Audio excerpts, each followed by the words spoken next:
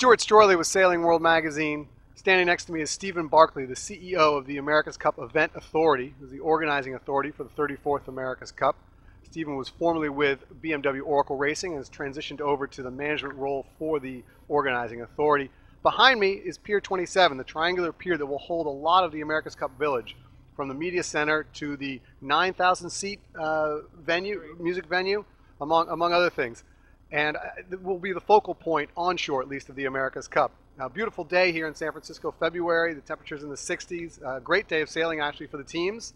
Nice chance for them to get out and warm up in some more moderate conditions than what they're going to see this summer. But, Stephen, let's look at this venue behind us. And right now we can see it's under construction. There's a lot of work going on there, which is no surprise for an event of this nature, of the America's Cup. Things always tend to come together late.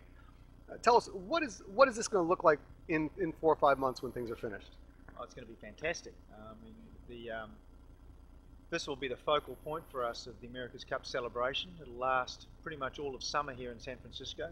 And so our plans here behind us, we call it America's Cup Park, are to create a festival celebration, really, a number of different events. The amphitheatre that you mentioned is but one. There's interactive fan zones, there's restaurants, obviously corporate hospitality, there's super yacht berths, there's merchandising. It's a real place for families to come down and experience the Cup. And what about the teams? We know at one point the vision was to have all the teams, I'm not sure if it was here on Pier 23, but close by in the same place. That hasn't come to fruition. I think we'll have 2 teams, right? Emirates, Team New Zealand, and Luna Rossa will be maybe here, but then Artemis will stay over in Alameda, at least for their home port, and BMW Oracle will be down at Pier 80. So what will be the team presence in this area? Sure, it's a really good question and sort of gets to the heart of why we had World Series events here in 2012. The reason to do that was to test. Our plan was to have all the teams based a little bit further to my left, down at Piers 30-32, underneath the Bay Bridge, and base them all there. And then what we saw through 2012 is San Franciscans really don't want to go down there. They want to experience the Cup at Marina Green, which we call America's Cup Village, or here at America's Cup Park. And so we had to revise our plans. And what we did was we said, look, we don't really care where you have your technical base, but what we want you to do, and we mandated, was they actually have a presence here at America's Cup Park. So now all of the teams will be here. America's Cup Park will be part of the daily shows, the dock-out show in the morning at about 11 o'clock. The competing teams will be part of the dock-in show at the conclusion of racing. The sailors and their families will be here during the day, and so we think that's a much better result in terms of integrating the teams, their families with the fans. And what about for those fans watching on TV? Of course, we know that NBC has become your partner in this. What can we expect starting with the Louis Vuitton series in early July in terms of TV coverage, and where will people be able to see this? So right now we're working on how we're gonna do the TV.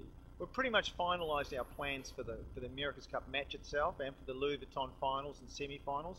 But the July period of time is a little bit problematic. There's a lot of television during that period, potential television during that period of time, and we just really need to work that out at the moment. But as you say, NBC live for the Louis Vuitton Cup finals and for the America's Cup match, it's going to be pretty exciting. All right, this being the America's Cup, the event of millionaires in the past and now billionaires now, being San Francisco, which is historically a problematic city to kind of get your arms around politically, and also the fact that people just seem to love to celebrate negative press about anything this big.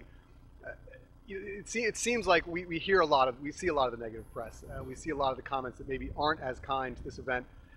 Is that accurate in the sense of what you're feeling locally, or is that maybe just the one-sidedness of what people will talk about because people love to kind of celebrate the negative? Yeah, I mean, I've been living here since January last year and learned quite a bit about San Francisco. It's a fantastic town, and one where really everyone can have their say. What we experienced last year with the events was a little bit like sort of what we're experiencing now, and there's various different groups communicating different sort of things. But the closer we get to the event, the place just sort of ignites and switches on, and we've got no doubt that that's exactly what's going to happen this year in 2013. One of the one of the really great things I think that is initiative the Mayor has just recently announced called One SF, which is an initiative where he's bringing together basically all of San Francisco, the corporates and the government agencies and everyone, to get behind big sporting events and attract them to San Francisco. And I think you'll find initiatives like that will help us for our event, and will also help events in the future come here to San Francisco. One of the most recent stories we've seen is about the shortfall with the America's Cup Organizing Committee, I believe, which is a local San Francisco group which works in partnership with you. They are reportedly $20 million short of their goal. What does that mean for the Cup from your perspective, and also for the city itself? I think you were accurate in what you said before. A little bit of mischief making in amongst that. My understanding is that the San Francisco America's Cup Organizing Committee, a sort of a semi-public-private entity set up by the city to raise $30 million to cover the city's costs of the event. My understanding is that they covered all of the expenses last year, and in the next couple of months they've got to cover the costs of 2012. I expect that they will. And I think that's one of the reasons why the Mayor has started this 1SF initiative to basically be an initiative that goes through not just our event but future events to satisfy and solve these sorts of things. Look, I've got no doubt that they'll be successful in their endeavours. When you say, so you say they covered last year, they covered all the expenses for this year, and now with so the plan is that every year the San Francisco America's Cup Organizing Committee must cover off the previous year's expenses of the city, and I think their expenses last year were something like $6 or $7 million, and they covered all of those with change, with money to spare. I'm not sure what the bill will be this year, but I've got every confidence that they will succeed just as they did last year. And what about, from your perspective, there were some pretty gaudy numbers that were thrown about for running this event, something in the neighborhood of $300 million. It's a smaller event. That would mean costs go down, but not necessarily proportionate to the number of teams competing. So where do you guys stand with your sponsorship program, and how close are you to realizing your financial goals to make this the financially independent event that I know you wanted it to be? A couple of things to be corrected in that. Firstly, it's nowhere near 300 million. I don't know where that number's come from. I've heard it a couple of times. The other thing is that the let's say the fundraising and those sorts of things got off to a slow start. No surprise, we're in a worldwide recession, but things are going pretty well at the moment. And the other thing to sort of correct is you mentioned downsize. In actual fact, this event is bigger than before. The only thing that was cut out of it was the pier redevelopment part, which of course has got nothing to do with the event itself. It was a place where we could put some of the venues, and we've chosen different places. No, the event is big. It's financially, covering itself. I think it'd be the right way to describe it. We've got a sort of the last, let's say, few month drive with our sponsors. We've just put into the market a new range of products called the America's Cup signature packages, which are basically a whole lot of visibility packages that sponsors can brand. And when those go, and I've got every expect they will be pretty much sold out. What about, let's look at the America's Cup World Series, an event that I know we've talked about a lot in the past, and I think an event that people really, they love the concept. I think there's some disappointment there's only going to be one event this year. Looking forward, and again, it's obviously very speculative because of the nature of the America's Cup. Whoever wins it gets to decide the rules, but what lessons do you take from the America's Cup of World Series experience, and how would you go about crafting an event for 2014 and beyond that maybe has that vision of being a kind of a self-sustaining World Series of America's Cup sailing? I mean, you're exactly right. There are lessons. We had a hugely ambitious plan at the start of this, and of course, we had a very short period of time to do it. So, there have been lessons through this.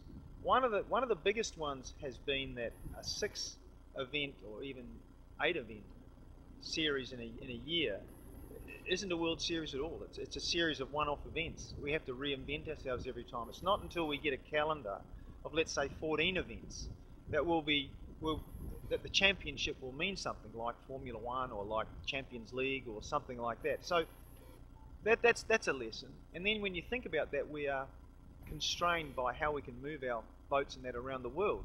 We can't put them in a plane. We have to put them on ships.